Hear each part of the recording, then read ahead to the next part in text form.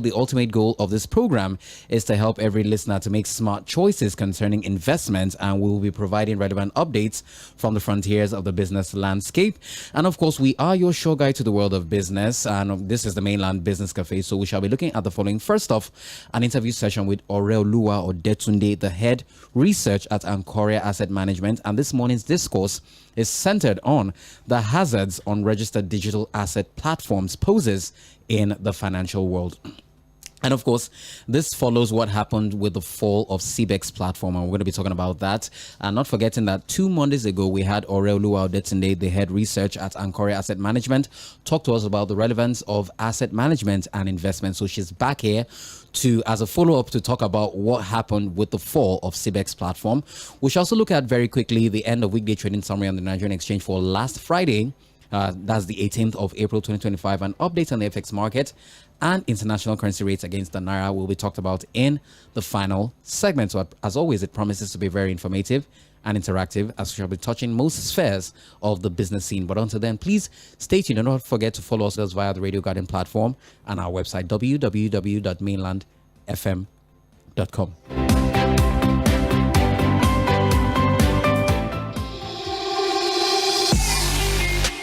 From the trading floors of the Nigerian exchange to the financial analysis of the forex market, we keep you updated with concise happenings from the business scene and how it affects every other sector of the economy. On the Mainland Business Cafe, we also look at trending business stories making rounds while having objective conversations with notable financial analysts. Join Rᴜsᴜ every Monday at 11, the world of business.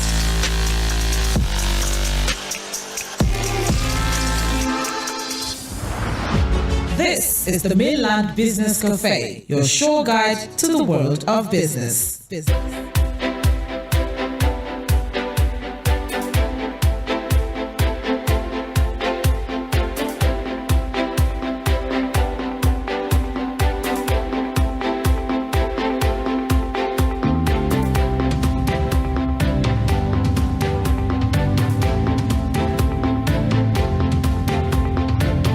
Yes, it is still the Mainland Business Cafe on Mainland 98.3 FM. The sound of Lagos. Time check is 18 minutes gone past the hour of 11 a.m. here in the city of Lagos metropolis.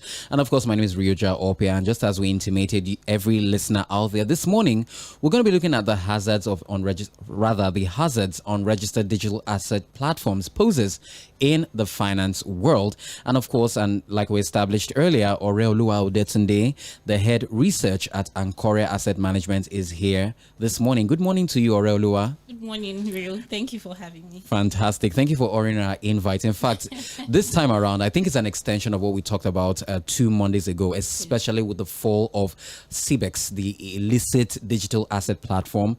And of course, we're going to be listening to some voice notes from the Director General of the Securities and Exchange Commission in the person of Imomotomi Agama to back up or to validate most of the conversations we'll be having.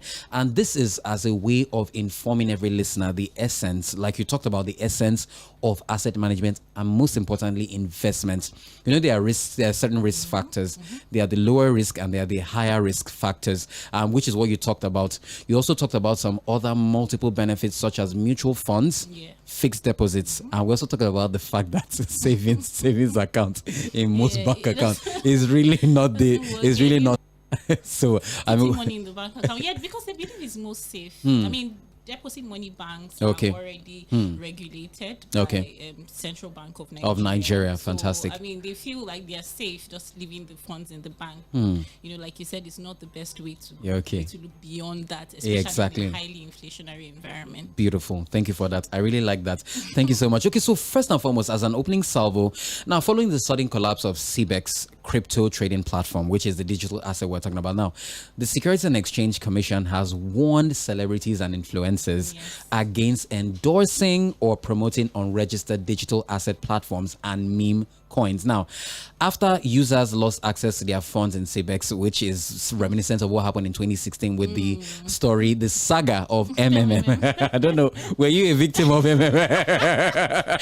I know you wouldn't be a victim, but I wasn't very knowledgeable about the finance world then. So I got interested when people discussed it. So I didn't do MMM then. Wow. Okay, fantastic. I'm happy to hear that. Anyway, so aggrieved investors looted the office of Smart Treasure S team, an app of the crypto trading platform in Ibadan, of unregistered digital asset platforms and meme coins by influencers. Now, citing the provisions of the Investment and Securities Act 2025, that's ISA, recently signed by President Bola Tinubu, Agama said the act established clear rules and regulations for digital asset platforms, including registration requirements to promote transparency and trust. You know what happened with CBN? With defunct Heritage Bank, yes, where their license was revoked by the CBN the 3rd of June 2024. Now, this is another case. But the thing is that the NDIC stepped in and now they are rolling out exactly. So they are rolling out the tranches of liquidated funds of customers. So I'm happy that one has been properly taken care of now. But now let's talk about this one now. So now let's talk about the risks of digital assets, and please share with us the risks of unlicensed and illicit digital asset poses. And because you're going to be refreshing our memory based on what you talked about 2 Mondays ago, so the microphone is yours now. Sure. Also, thank you again for having me. So, you're welcome. I think for digital assets, a very key, a very important factor that had been that we already know about digital assets, that we are aware about digital assets, is that they tend to be very volatile in terms of their pricing. So you could see that, the price of a particular coin or token is this, and the next day, and then the next day it's a lower price, or maybe in the next few months. So I'd like to take the Trump coin, for instance. We know Trump coin was launched sometime in June. So we've seen that the Trump coin had already peaked at about $40 billion market capitalization. But I mean, recently we've seen that value has dropped to about $1.6 billion.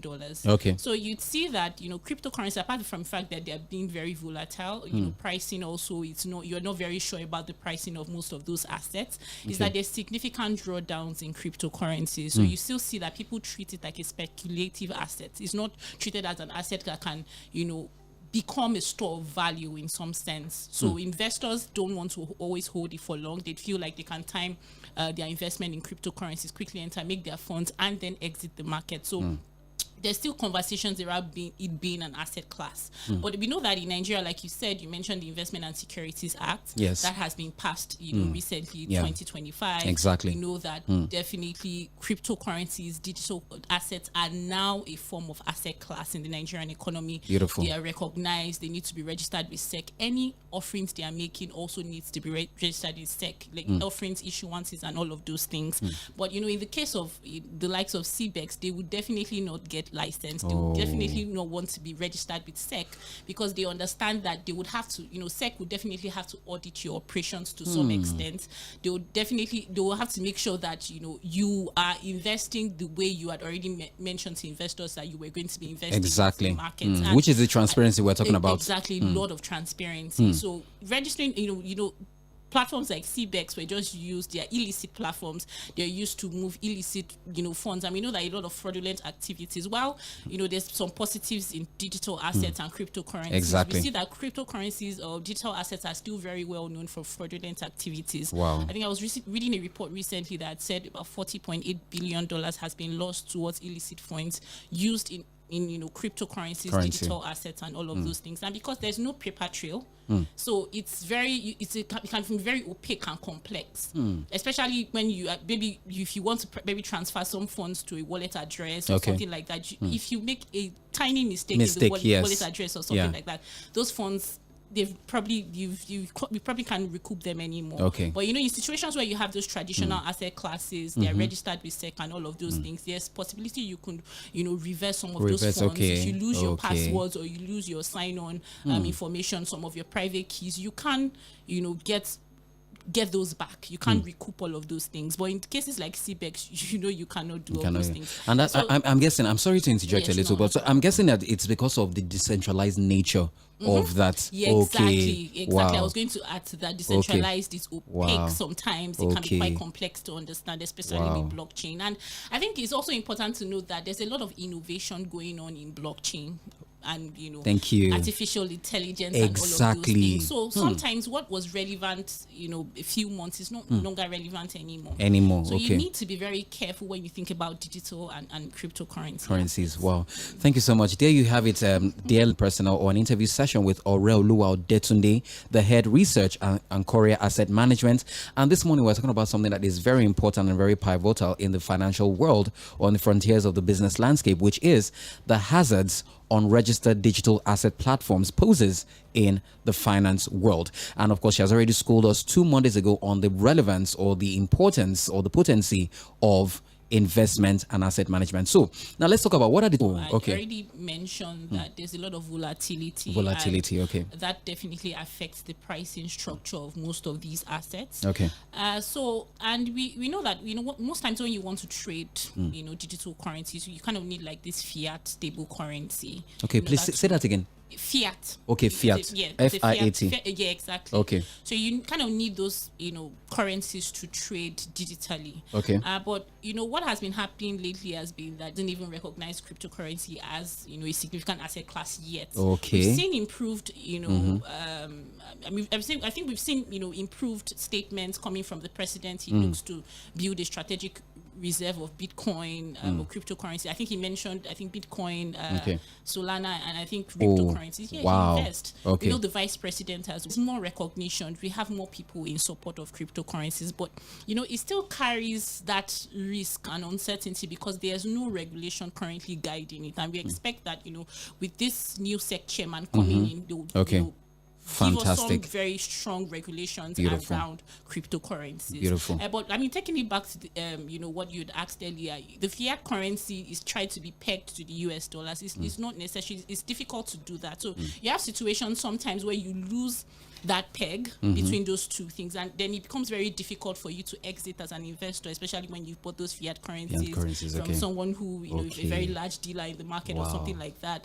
And then that's those kind of market risks. There's convertibility risk, there's liquidity risk that you'd also price into all of those things. Like I also earlier mentioned about the risk is also, you could have things like custodial risks, for instance. So I just want to take us back to the time when we had FTX crash. FTX didn't just act as an exchange; it was also a custodian of people's funds. Yes, exactly. So he lost over $4 billion in people's funds because he was mismanaging it and all of those things. So that's something that we still struggle with in the cryptocurrency world.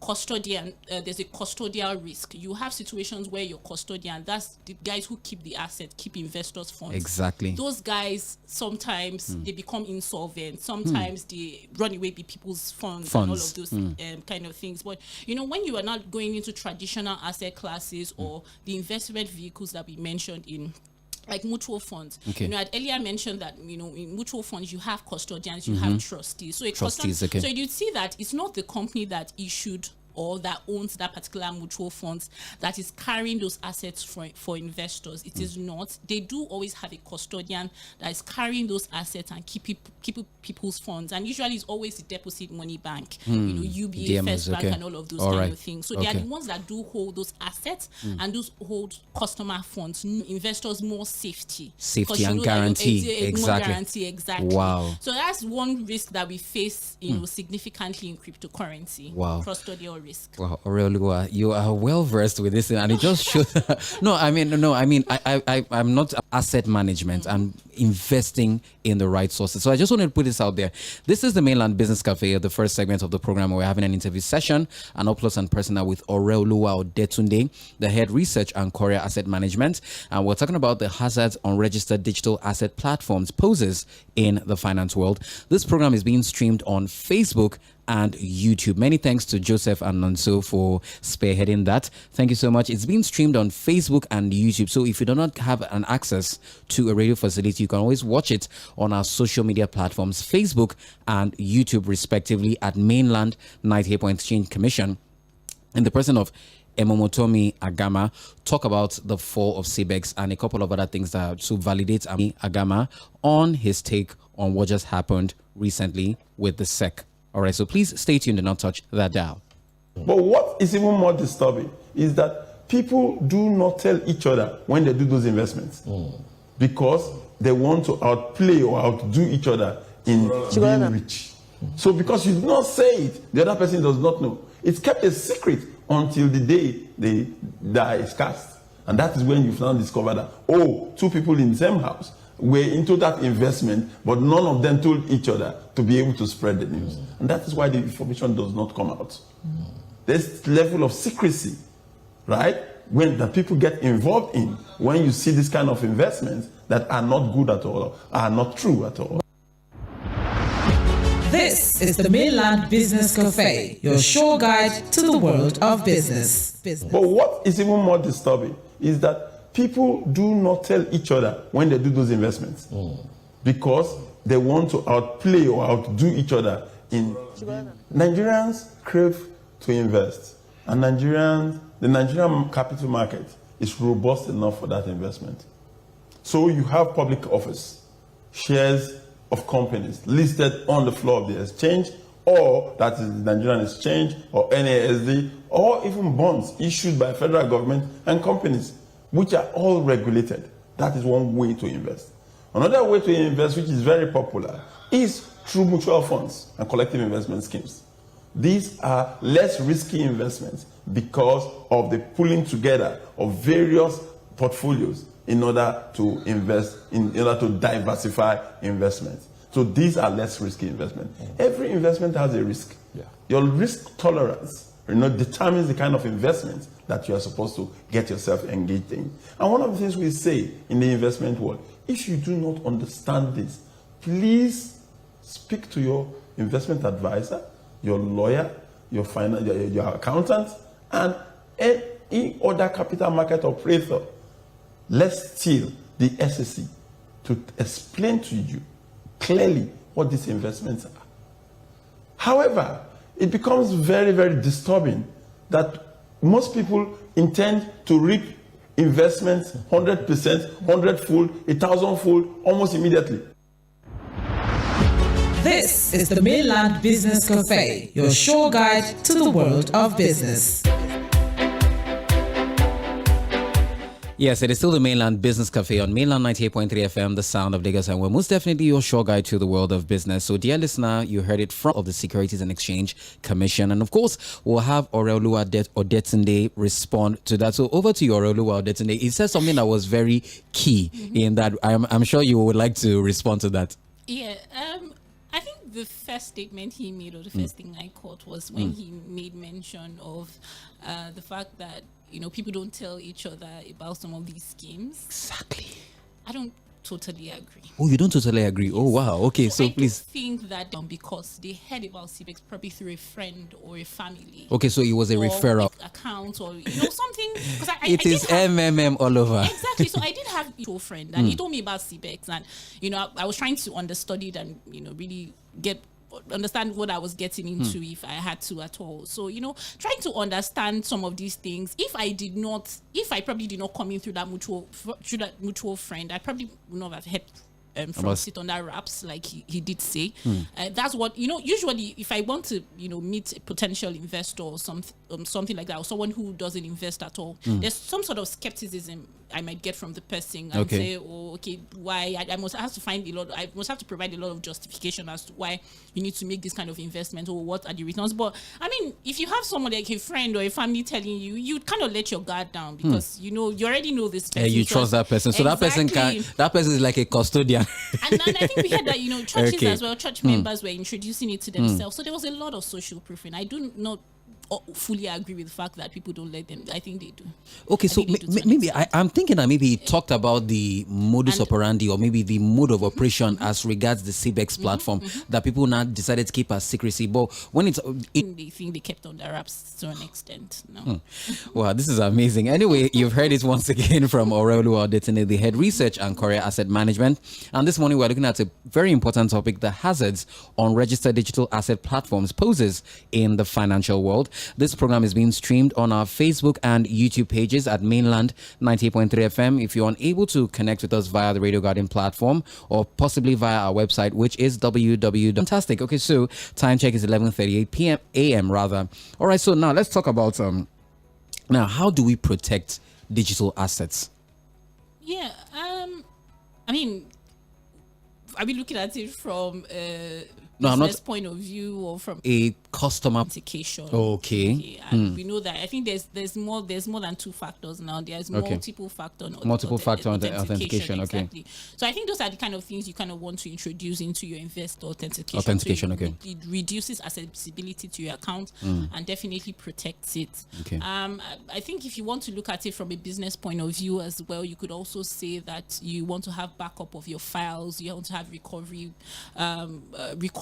storage data in some sense, so that when you meet some operational disruptions, you're able to make use of those backed up files. So I just want to take us back to CrowdStrike. CrowdStrike is a cybersecurity company listed on the US Stock Exchange. And last year they had an outage. It was very significant. Why? Because the likes of Delta Airlines, we know that about 8.5 million users was not working. I think you had the likes of the London Stock Exchange also saying that its operations were also disrupted. So when you take a look at those things, if you do not have a backup or some level of recovery, Big Four firm, one of the Big Fours, consulting audit firm, we know them mostly as audit firm, internationally they know them as consulting and all of these things. So I think they had estimated that businesses were going to lose close to $10 billion because of that disruption that happened. And to have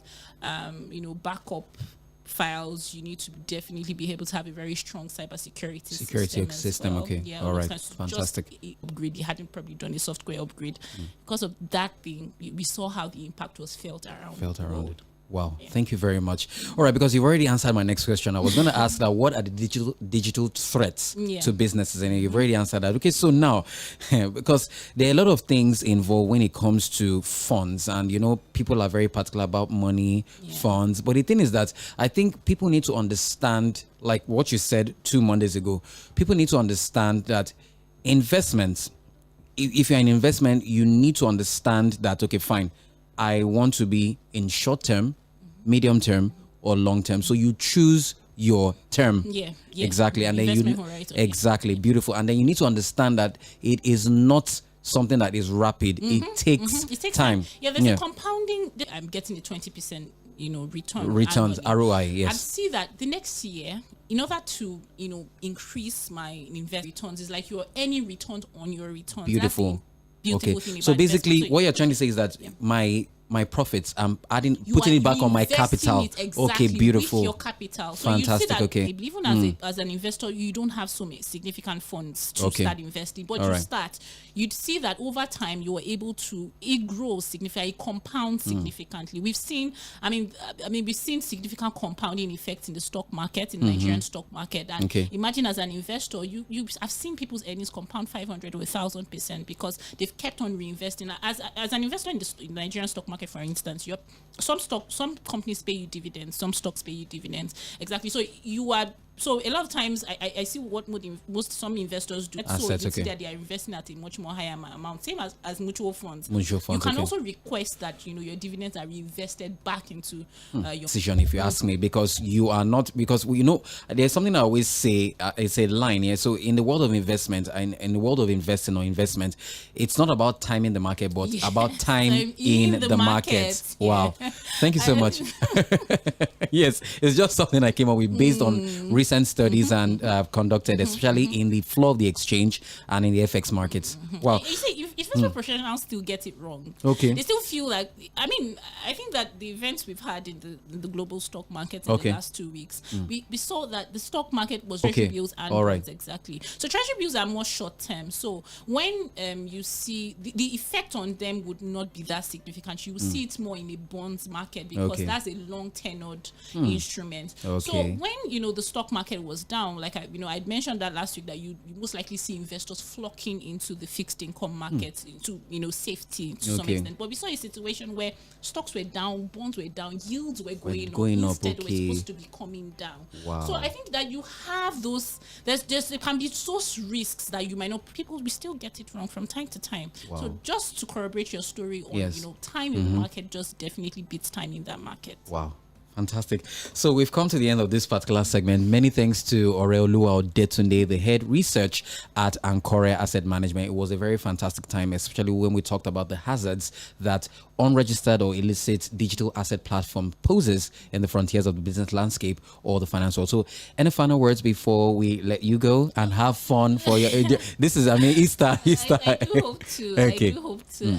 I think definitely it will be stick with traditional asset classes for now, especially if you are new to the investing world. If you definitely do want to have that risk exposure, you can't speak to investment advice or some of these asset classes. You kind of need to seek out people, understand it before putting in your funds. Okay. I when that friend was explaining CBEX to me, I didn't understand it. Wow. They told me AI is trading. AI is definitely trading options on the platform, but I didn't quite understand how the returns were being accrued. I was seeing a fixed schedule of returns. If it's options do not deliver fixed returns to an investor. When you do options, it's very volatile. It moves very fast. Okay. So you could do it. You could have a negative return today. The next day you could have a positive return. That's how options work. All but right. I was seeing a situation where he was sharing me his ROIs, profit and loss statements, and I was seeing consistent returns, and they were stable and they were persistent. So it was somewhat like automated. It was automated, exactly. They are not something that ebbs and flow. Yeah, you understand. So it goes up, goes down. But it was just on a fixed line. Yeah, and which is extremely volatile to it. Wow. So imagine, and he's still able to deliver you a fixed return. No, I think investors or customers just need to be more. You just need to be more aware of your environment. You need to read more. You need to be more exposed. And speak to people. Speak to people. It's important. Fantastic. Thank you so much, Oreoluwa. We'll take a break and then we'll come up with the final segment of the program. Once again, this is the Mainland Business Cafe on Mainland 98.3 FM, the sound of Lagos, and we are most definitely your show guide to the